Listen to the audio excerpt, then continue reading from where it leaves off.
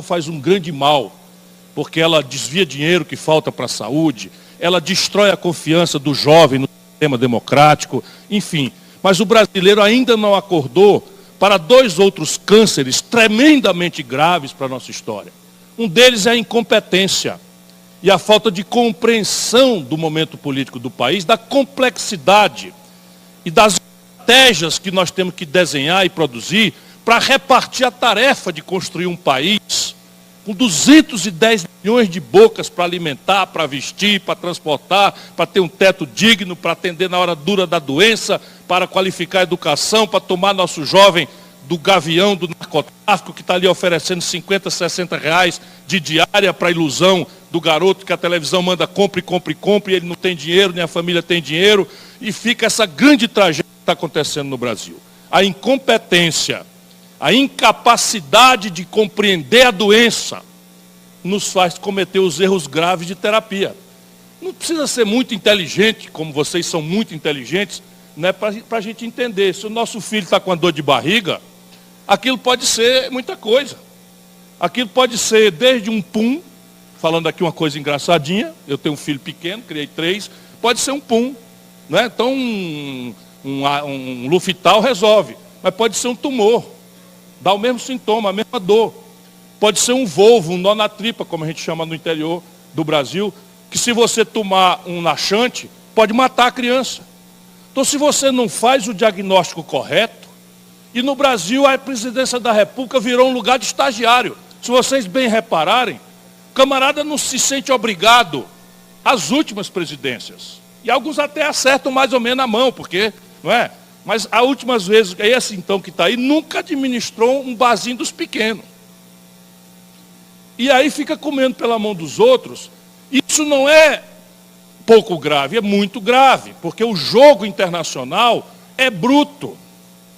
Esse é o segundo mal, além da corrupção. O terceiro mal, para além da corrupção e da incompetência, é o descompromisso da estrutura representativa, dos políticos, com relação ao povo no dia seguinte da eleição para diante. Então não é razoável o que tem acontecido no nosso país. E são coisas práticas, não pense que eu estou num devaneio poético, porque vocês me agradaram com a hospitalidade de vocês. Repare bem, vocês não pararam ainda, não tiveram direito, porque a televisão só mostrou um lado do assunto, de entender as consequências de uma reforma da Previdência ou de uma reforma trabalhista do jeito que elas foram feitas. Porque nós não negamos, nós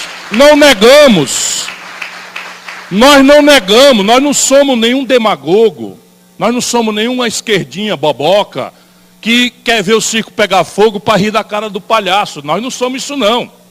Eu sou ex-ministro da Fazenda, ex-ministro da Integração Nacional, ex-governador do 8º Estado brasileiro, ex-prefeito da 5ª maior cidade do Brasil, da 5ª capital do Brasil.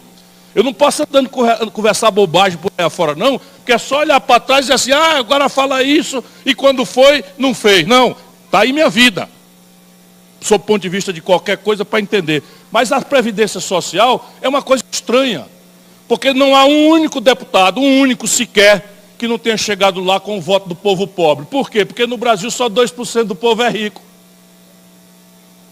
98% do povo é classe média ou é pobre. Então, todos os deputados e todos os senadores foram eleitos com o voto do povo, e da classe média e da pobreza. E como é que chega lá e vota o oposto do interesse daqueles que elegeram ele? Porque não adianta a gente chamar os políticos de corruptos, não. Porque se eles todos fossem corruptos, e não são, é preciso ter o trabalho de separar o joio do trigo, já estava na Bíblia, não é? O problema não é deles, é nosso, porque todos estão lá eleitos por nós. E é assim que se constrói a democracia, não é com babação, né, com bajulação, com demagogia, com conversa fiada, acreditar em Papai Noel, que é o salvador da pátria, vai fazer o deixa que eu chuto e dispensa a gente de participar. Esses são os 3 problemas. E aí o que está acontecendo com o Brasil hoje? Vamos sair da briga Bolsonaro-Lula, porque isso virou paixão e ódio. E paixão e ódio em política nunca foram bons conselheiros. O que faz uma boa política é reflexão. É inteligência. O povo que é sabido, o povo que é sábio, não ama, nem adora, nem odeia político nenhum. Olha para todos com o pezinho inteligentemente atrás.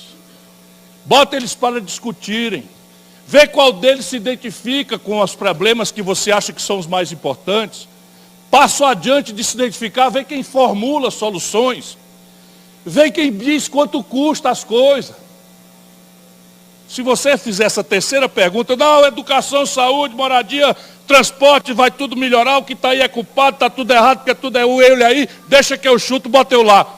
Isto é mentira, gente boa. Isso nunca aconteceu na história da humanidade. E olha o que está acontecendo com o Brasil para não incumpridar a conversa. Nós inteiramos no ano de 2019, portanto não é o Bolsonaro o culpado, a pior década da história econômica do Brasil. E eu não estou falando de história econômica como se isso fosse um assunto para especialista da Globo News. História econômica quer dizer o seguinte: emprego, salário, aposentadoria, receita pública. Para dizer como é que vai funcionar, mal ou porcamente, ou bem ou mal, a saúde, a educação, a segurança, a drenagem, o transporte, o saneamento básico, a moradia, tudo mais que a gente considera que são tarefas da economia e do setor público. Pois bem, nós inteiramos em 2019 a pior década do Brasil, na história do Brasil, em matéria de crescimento econômico. Nós caímos por uma média nesse período de crescer 2% ao ano.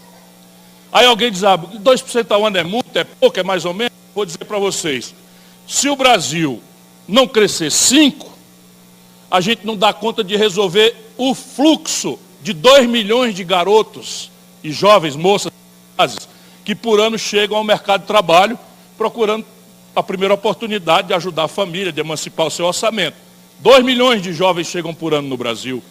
O que quer dizer que mais ou menos 200 ou 2 milhões e 200 mil crianças nascem no Brasil pedindo uma atenção materna infantil, pedindo creche, porque as mulheres são obrigadas crescentemente à dupla jornada, vão trabalhar, e as crianças, se não forem alimentadas, carinhadas, socializadas até os 5 anos de idade, têm a estrutura do cérebro comprometida para sempre.